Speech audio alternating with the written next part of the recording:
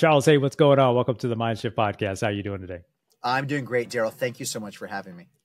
Excited for this conversation for a couple of reasons. Number one, we were really looking for some topics in the world of AI, as well as healthcare. And what do you know? We crossed HiDO and found out what you're doing and really can't wait to unpack that a little bit. But before we do, tell us a little bit about who you are.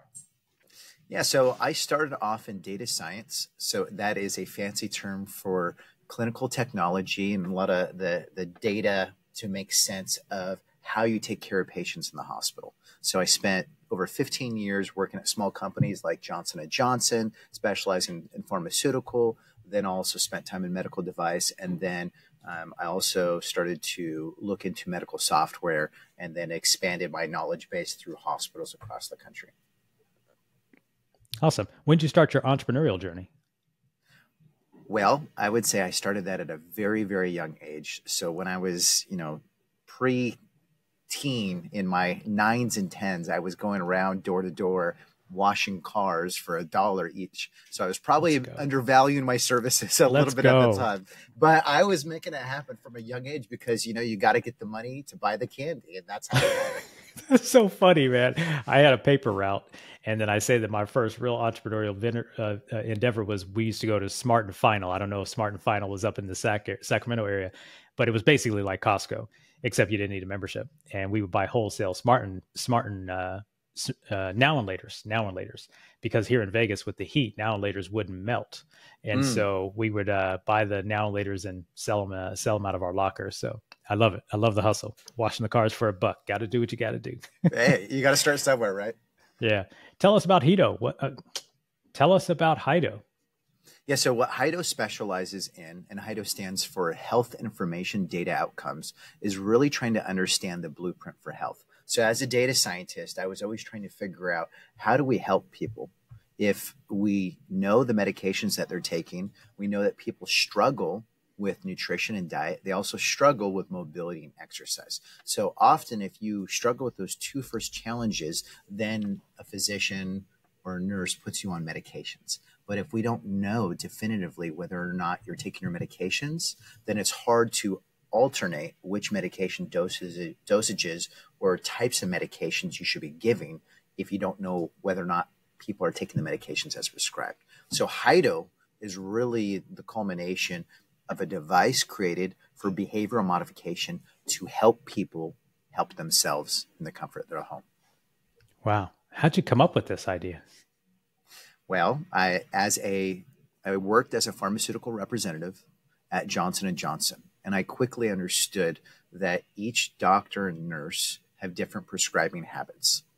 And when you start thinking about people, you have age, gender, race, location, income. There's other social disparities of health that present themselves that aren't really taken into account. And then on top of that, you have providers and they go to different medical schools, which is another variability in the way that they practice care, in addition to the way that they're medically trained based upon their clinical expertise. So you have a variety of barriers and variables that exist right now. So you can't create a gold standard because there's too many variables that are exponentially multiplied for providing the same care to the same person. And so that's when I started to try to think in my mind. And again, these are many stories and pieces of my life compiled together to even, bring HiDO together. It was really the culmination of all of these gaps in care that I recognized. And then I said, okay, well, somebody must have solved this, right? Somebody must have done this 15 or 20 years ago.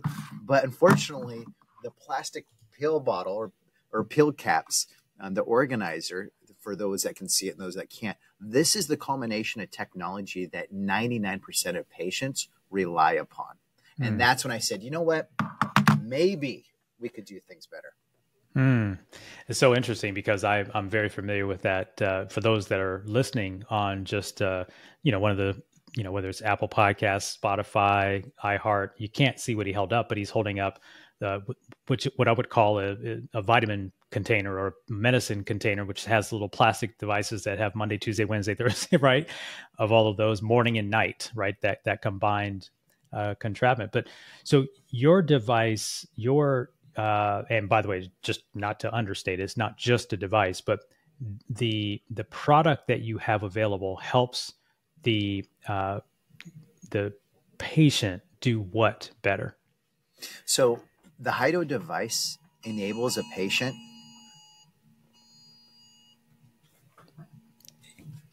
Here, we're going to pause for a second. I heard it too. It almost sounded like an emergency alarm or something. Yeah, hold on one second. Okay. Is this?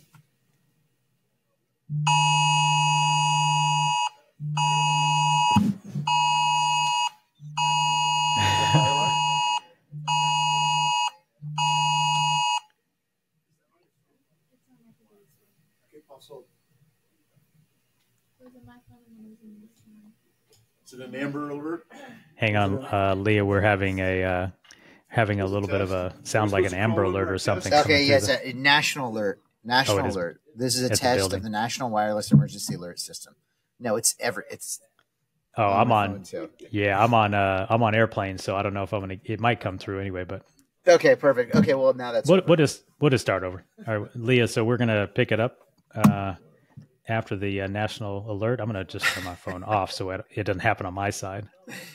very convenient during the middle of the Isn't it funny? Yeah, Isn't yeah. it funny? But that's how it is. yeah. Yeah, it'll come on mine later. I'm on airplane, but who knows if it'll still fly through. Okay, so we'll just pick it back up with, what does the HiDO device do? So we'll start there. So Charles, tell me a little bit about the device and the product that you've built, and how does it help patients? Yeah, so the HiDO device really is the culmination of streamlining the medication dispensing and taking process for patients at home. And what the HiDO device does that's unique to what people have seen in the market, it's like a cross between a Keurig coffee machine and a Ring device. So for the people that can't see, inside the pill bottle, you have an embedded RFID chip. In the embedded RFID chip, the HiDO device knows your medication name, dosage, frequency, and count. So no longer do patients have to remember or recall the complicated regimens prescribed by a doctor or nurse. The HiDO device eliminates the patient burden so they can take their medications as needed, as intended by a provider. And we actually capture each one of those pills being taken with a video recording on the device. And Really? what this does is it helps smooth out the process for patients. So about half the patients right now that go to the hospital and the emergency room is solely based upon people not taking their medications as prescribed. Wow. So what do the providers think of HiDO? In other words, I'm assuring, because if the problem is they're not necessarily taking the medications, then they end up back in the room, but then the provider who prescribed is like, where did it fall apart, right? So there's got to be a mutual benefit. Talk to us about that. Yeah, so it's very interesting. So if you think from a nursing perspective and you think from a doctor's perspective, many of them provide the information, they provide the education, they want people to be better, right? And they do everything in their power, but it's within a sterile environment of the clinic or the hospital where you have pharmacists, nurse, doctors, med techs. You have all of these people surrounding the patient to make sure that they're taking the medications as prescribed. The second they leave, the patient is on their own. They have to look at the mirror and they have to do exactly what they did in the hospital. How can we expect them to be successful with a plastic pill container that's labeled, Monday through Sunday, AM, PM, and that patient is expected to fill that correctly? So just think about this. If we're relying on the patient to care for themselves when they're unable or they're challenged with caring for themselves, what is that outcome going to be? Inconsistency.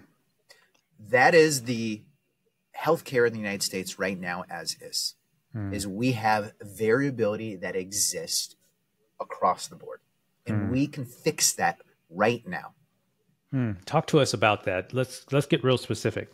So let me ask you about the device. Is the device covered by health plans, or is it a private purchase product? Yeah, so this is where things get very interesting. This is of no cost to patients. Really? Zero cost to a patient. Now ask yourself, why would this device cost nothing for a patient to use. I don't know. I've never had to take, knock on wood, I've never had to take them, but I don't know. Okay, so I'm going to give you a scenario. And then you are a large health insurance company. The 1% of patients that go to the hospital numerous times, go to the ER numerous times, utilize medications, go to providers, they cost over $100,000 a year. 1% of patients utilize about 50% of all costs and premiums for health plans. 5% of the patients, 1%. Wow. 5% of the patients utilize 80% of all the dollars. So ask yourself, why would a health plan pay for a HiDO device if their at-risk users are utilizing the majority of the money in the plan? It's a great question. There's a lot of money on the line, right? $100,000 for the 1%ers, where the HiDO device, they can take care of them at a fraction of the cost, and you stabilize the disease state, because for the first time ever, doctors and nurses know that they're taking the medications as prescribed. And when you know people are taking medications as prescribed, now you can figure out the blueprint for medicine. And that is, are they taking the right medications? Are they taking the right dosages? You can start adjusting accordingly based upon their blood work, because now you know that their blood work is accurate. You're not solely dependent on people remembering if they took their medications over the last 30 days or 6 days, if they missed it over the weekends because they were going to family events. Were they traveling? You know, there's so many variables and so many unknowns that are untracked right now that you're taking people's word. And oftentimes what you'll see, and you know, we probably have all confess up to this, we may not tell the accurate picture of our health to our physicians who are trying to look and take care for us. So this is a behavior device that changes the way that we think about health and accountability and transparency. So everyone's on the same page for the first time ever. Wow. Wow. So there's a robotics and AI component to this. How does that factor into this? Does the device, you tell us about how does that work? I mean, So the HiDO device works similar to, like I said, it's like an automated Keurig coffee device with a hybrid of Ring technology. You walk up and unlocks using Face ID. So it's the right person at the right time, the right place. Then it dispenses the correct medications, the right dosage, the right frequency. And then once it's dispensed, then a patient walks up with a clear, transparent container, and they take their medications as prescribed, put it back, done. So it's very, very easy for a patient, and it's so easy, most patients don't want to give us back the device. And that's a different problem to solve later. Uh-oh. So when someone acquires the device, so you said that it's free to the patient. So it's, I would assume, provided by the doctor or the medical facility, or they're asked to pick it up at the pharmacy. Where do they pick it up at? So this is actually a little bit different. So the health plan identifies the patients that are struggling to care for themselves right now. Then they distribute the device directly to the patients to help support their health at home. And the majority of patients don't want to go to the hospital. They don't want to go to the ER, and they don't want to be dependent on their caregivers. So I'm going to tell you a story. So we have a patient. His name is Anthony. He was eating healthy, exercising on a regular basis, and his wife, Helen, and him were playing rugby, you know, super, super, super athletic. But then he had a stroke. So now Anthony, you know, is dependent on his wife, Helen, who's now his full-time caregiver that's also working full-time. Half of his body is paralyzed because of the stroke, and he's in a wheelchair. Wow. So all of that is very real for a lot of patients, you know, a lot of folks.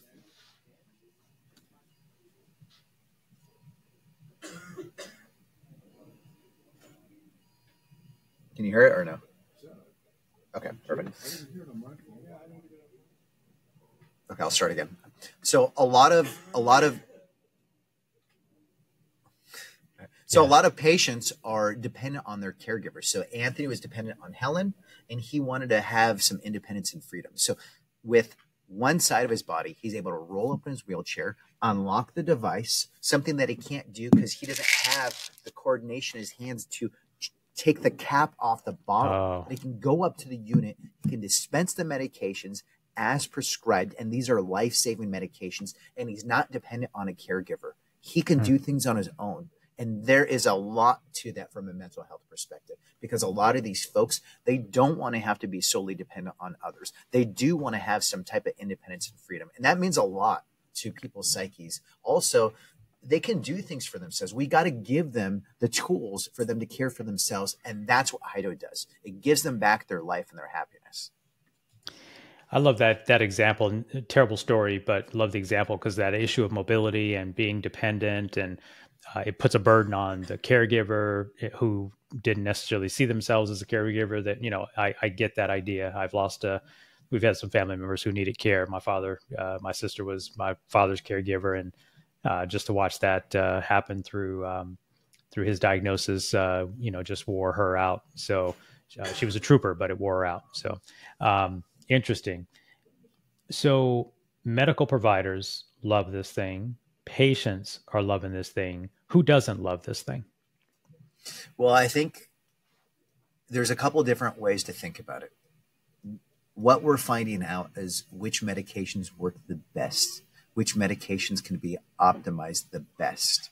So I wouldn't think about it, who doesn't like it. What I would think about is that what would be the best cocktails of medications based upon disease states, conditions, creating health equity and having patients care for themselves. So the way I see it is that we are going to get the best outcomes possible. The health plans will be able to get the strongest ROI on their money, but some medications will outperform others. And there's been a lot of question with clinical studies and the data integrity behind that.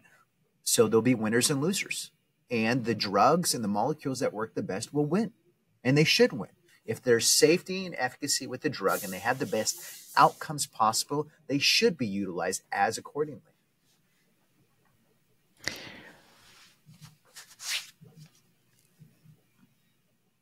Before we started, you talked a little bit about the healthcare crisis with, we just recently saw at the time of recording this, Kaiser Permanente big strike. What are your thoughts about what's the current state of healthcare, and speak into that a little bit because you've got obviously a front row seat.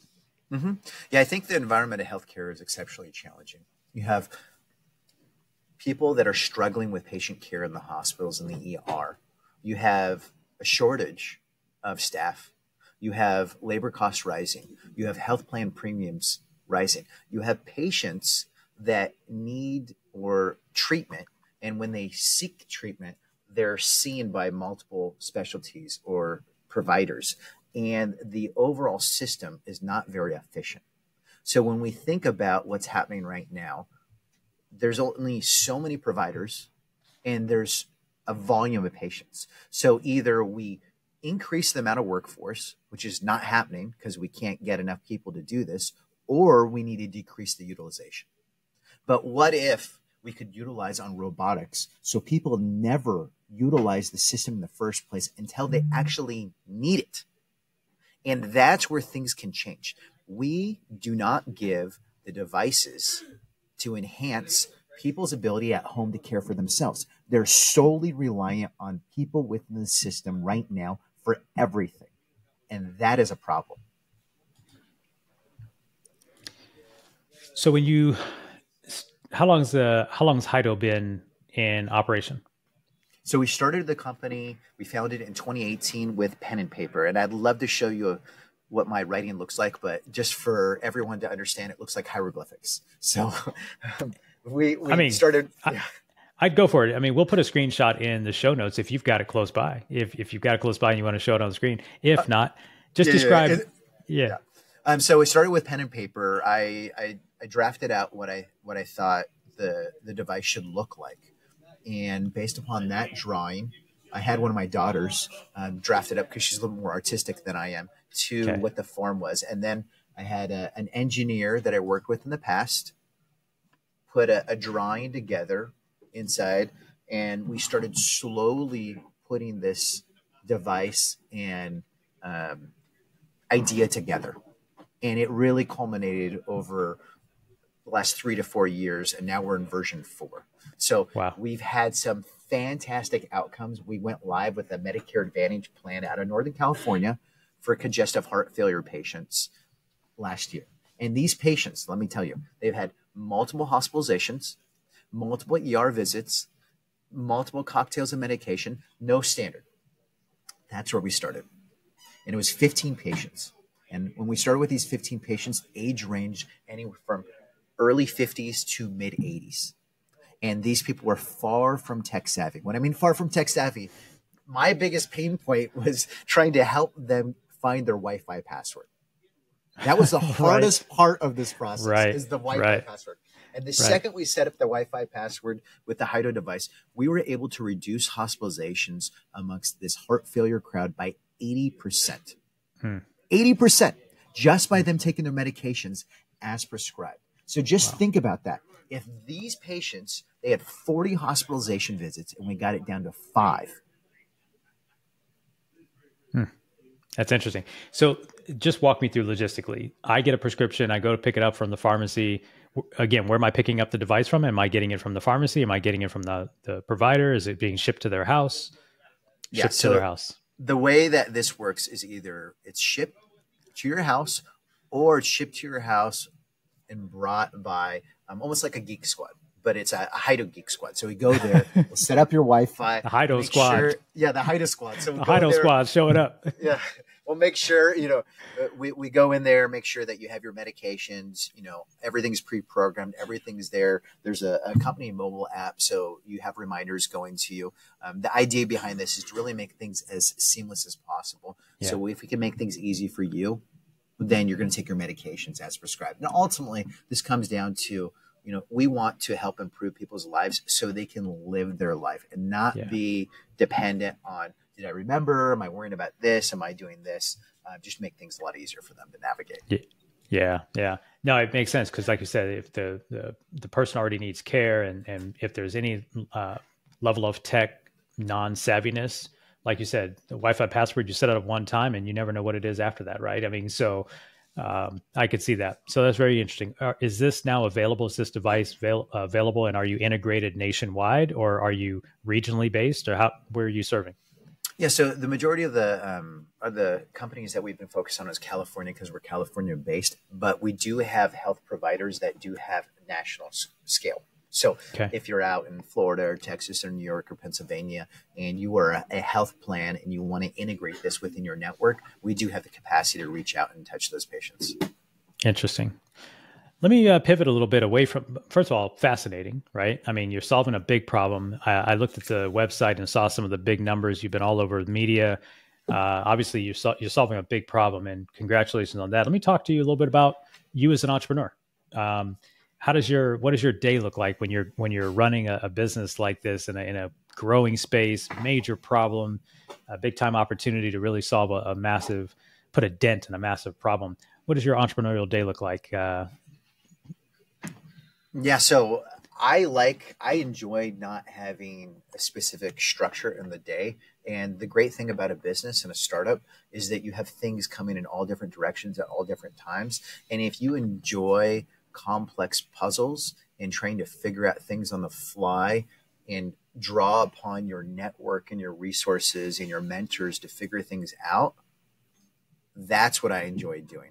If I had a normal, 9-to-5 job where I'm at a desk doing the same thing, that'd probably drive me crazy. So I like the surprises that come at me and the challenges and the curveballs because I believe it just keeps me mentally sharp and acute. So my typical day is far from typical. I can imagine.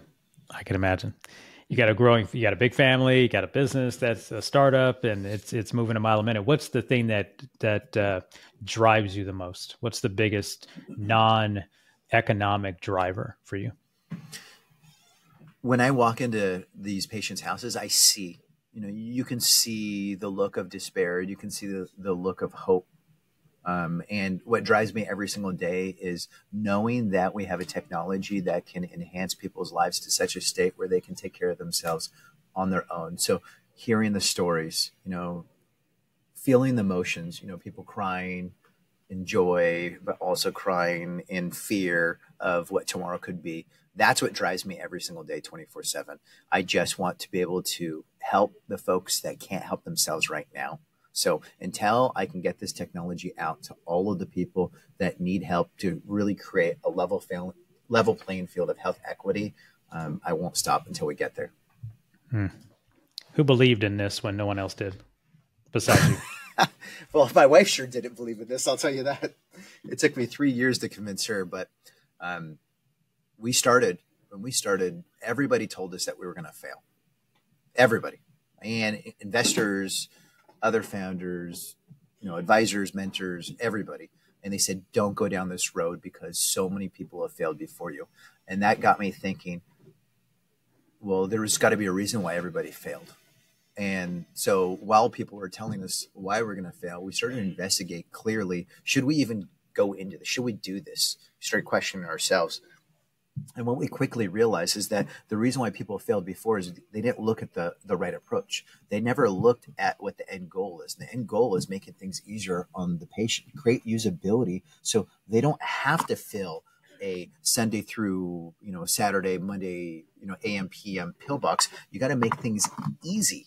And if you look at all the different products in the market, they solved a piece of the puzzle. And you can't solve a piece of the puzzle. You got to think about it holistically. You have to solve everything.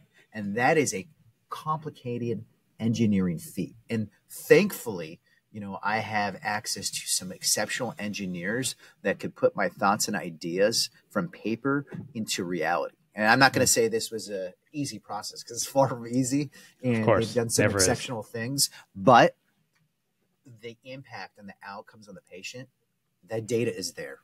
And I know we're going to have a significant impact in the market. So I'm very excited that we went down a endeavor that everybody has failed at before, because I think that we solved it. Yeah. Congratulations on that. What's the outlook for expanding nationally? I know you said you're focused right now, and obviously, or would you say you're still at product market fit? Would you say that you've got adoption, but you're looking to scale? Where are you at in the business cycle? Yeah, so we're chatting with several large health plans that can scale out, and we just inked a deal with a veteran home health group, and they're in 17 states right now, and we're looking to help out more of those at-risk patients. So the reason why we are focused on veterans is because there is a labor shortage, because they often live alone. They've served their country, and anything we can do to help them assist themselves and be independent and have some semblance of freedom, we will support that 100%. Wow. Good mission. I know quite a few veterans that you hear about the low quality of care they receive after putting themselves in harm's way to serve our country. So that's very admirable. What's your outlook over the next 3 to 5 years? Is this a household name? Are we seeing it on TV? It seems like there's a real, you've created something that'll solve a real problem. I mean, again, I don't have all of the expertise in this area relative to patients taking their pills and taking them at the right time. And sometimes, but what's the big outlook? Mm-hmm. Yeah. I'm not focused on getting the HiDO name out there. While he's showing off his apparel that he's on camera with, yeah. It's not really top of mind to get our name out there. The most important thing is actually get the technology in the hands of the people. So whether it's a white label, it's more of getting the device to folks that are in need. That's really been my primary motivation. If people are aware of the HiDO name, that's great. If they're not, it's not an issue. The most important thing is that we're actually capturing that blueprint for health, because if we can create a blueprint for health, you're able to serve millions and millions of people, and not just through the United States. Now you're talking about in Europe, in the Middle East, Africa, Asia. It's much more far reaching than just locally in California. Yeah. I didn't ask this question, but I don't want to assume. When the device is dispensing for the patient, that data has been sent back through the app to the provider, I'm assuming, or no? Everything is tracked. So if there's fields within the electronic medical records available, then they can see that adherence methodology. But we have clinical dashboards that document dose by dose the patient's behavior. And the idea behind this, again, is the improvement of patients' health. So there's no confusion of knowing whether or not people are taking or missing their medications. It's that simple. Whether they did or didn't, it's crystal clear, right? Mm-hmm.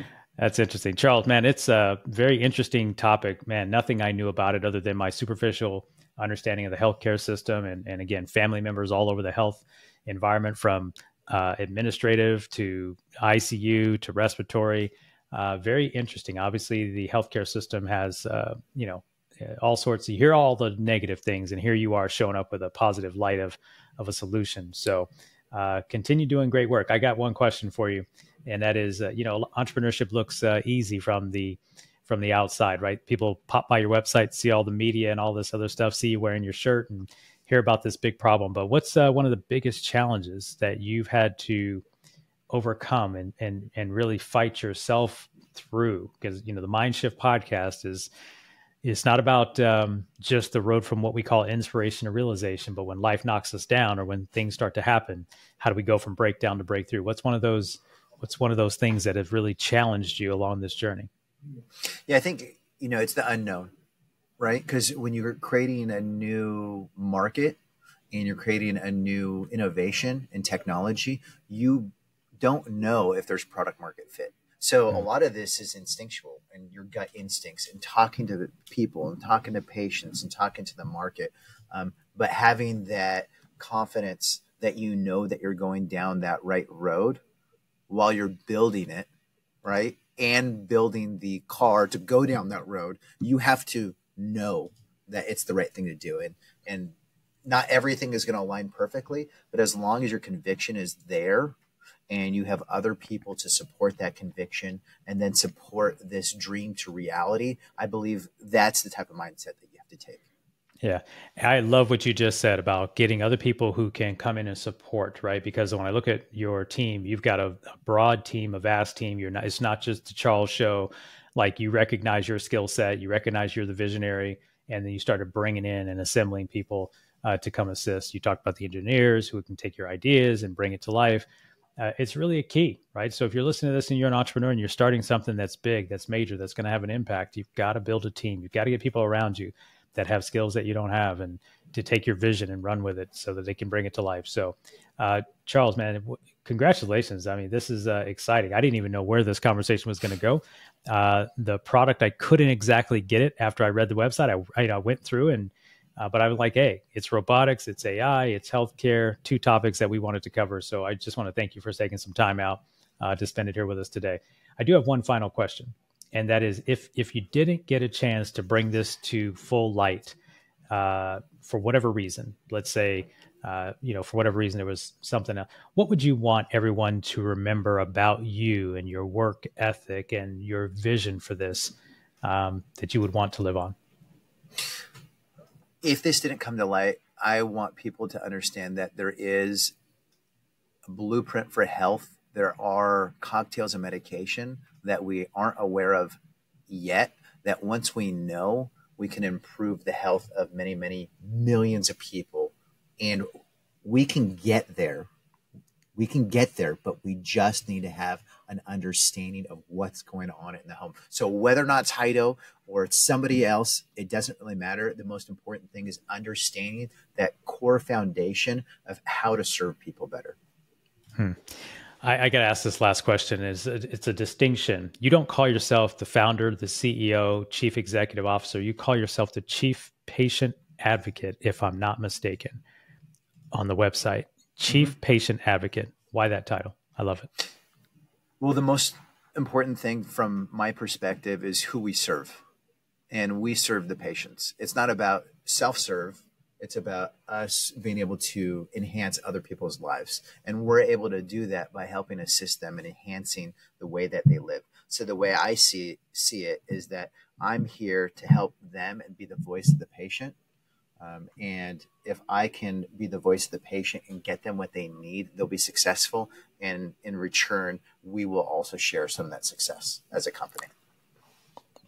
It's a great place to end it. Charles, man, congratulations. Thank you for spending some time with us today. For everyone listening, HiDO Health, HiDO Health. MindShift.com. Charles Gellman is his name, and he's changing the game in the world of healthcare. Charles, really appreciate you being here. Glad we had a chance to connect.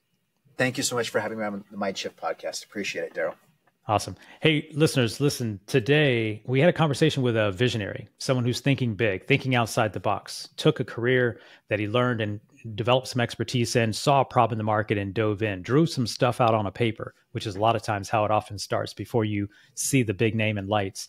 And he's battled and he's grinded and he's brought the people together, and he had some people not believing in him, including those that love him. And he's here to this day making a difference. You can do the same thing. We want to thank you for taking some time out to listen to the show today. If you haven't done so already, please hit the follow, subscribe, like button wherever you're listening or watching to this, so you never miss an episode. If you have any questions for me personally, I'd love to answer one-on-one questions over on Instagram at Mr. Darrell Evans. And we'll see you again on another episode of the MindShift Podcast. Take care. Hit the subscribe button so you can become a part of the MindShift community. We'll help you shift your mind so you can shift your results.